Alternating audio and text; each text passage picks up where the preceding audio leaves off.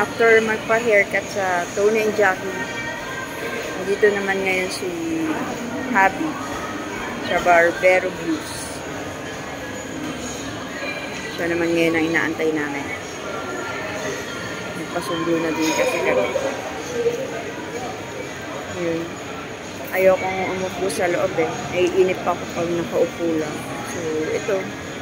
Lakad-lakad. Tingin-tingin.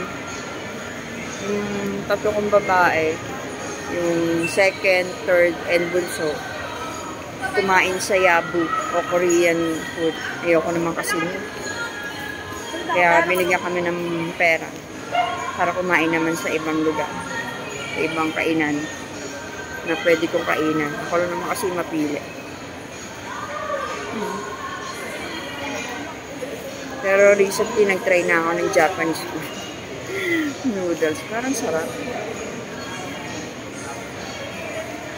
Kaya pag gano'ng may gusto silang kainan na ibang variety, binibigyan na lang kami ng budget para kumain kami sa anong gusto.